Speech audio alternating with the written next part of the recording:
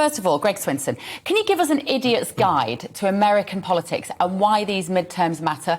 Biden is not going to leave the White House right now, so why is this relevant? It's called the midterms because it's the 2 years in between presidential elections. Congressmen and women run every 2 years. Senators run every 6. So if you do the math, 1/3 of the Senate runs in the midterms and the presidential years as well.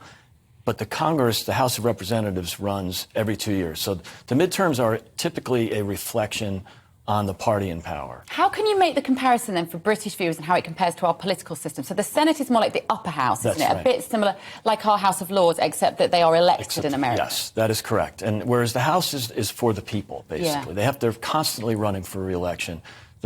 And they tend to be elected based on the trend, whereas the Senate is typically based more on the individual candidate and also the state that they're from, whether it's red, blue, or whatever. But the House of Representatives is the people's house, and it really is much more basically are the ups and downs in the House are based on the national trend, and you'll see that in most elections. And most of the time, the party in power does poorly in the midterms. In other words, the opposition party, in this case the Republicans, always do well in the midterms, and it's typically a reflection on the White House. In this case, the White House is doing particularly poorly, and so we expected a much better outcome today because of Biden and because of the current policies. So in a way, it's the sense in which the American citizens can hold the current leadership to account, hold their feet to the fire a little bit, put a little shot across their bows. I've got many more political metaphors we can throw in here. Right,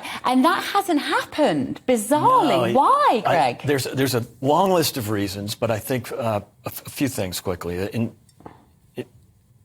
Many of the Republicans were running against Biden and against the Democrats. The country's a mess, and it was caused by Democratic policies. If you look at inflation and the economy, crime, the open border, the education problems, all caused by Democratic and Biden policies. So it's very easy to run against that. The problem is they didn't really articulate what they're running for. Right. And in 1994, we had the contract with America and Newt Gingrich. In 2010, the so-called shellacking that Biden called it, we had the Tea Party. This time around, all we really had was Biden's horrible and the Democrats are woke, and we won't tolerate that. I mean, that was enough for the Republicans to take the House and possibly the Senate. But it wasn't enough to have an overwhelming victory. I think you need more than that. The second thing is, the candidate selection is important. Especially in the Senate where candidates really matter. Those are big races that cost a lot of money. And I think that the Trump-backed candidates, many of whom were rookies, it was the first time they've run an election. You saw that in Ohio and Pennsylvania and Georgia. They just didn't have the experience. They basically, even the ones who won, like J.D. Vance, have underperformed the governor's race or the other races in that state.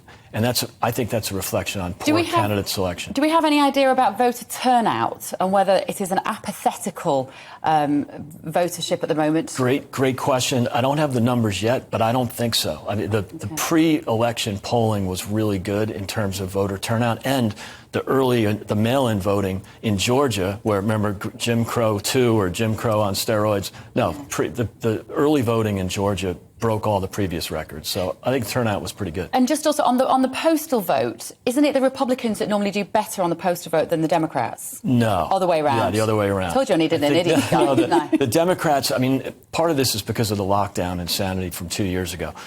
The number of mail-in ballots, went up dramatically because of lockdown. Democrats were more prone to stay home, masked, inside, and not go to the polls. Republicans were much more prone to go to the polls. Right, okay. So and that's the problem, is the ballots that are counted late, if they don't start counting the mail-in ballots, that could swing an election. That's what happened in 2020.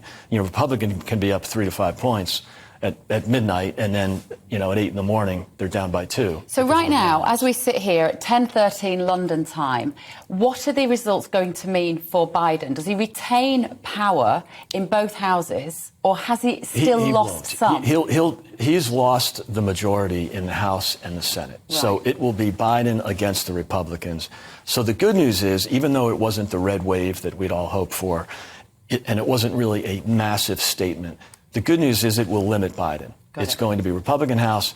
It could be a Republican Senate. It's leaning that way. We don't really know. But the House controls the purse strings, and they will stop Biden from the destructive policies that he executed the first 2 years. At least he won't be able to do more harm.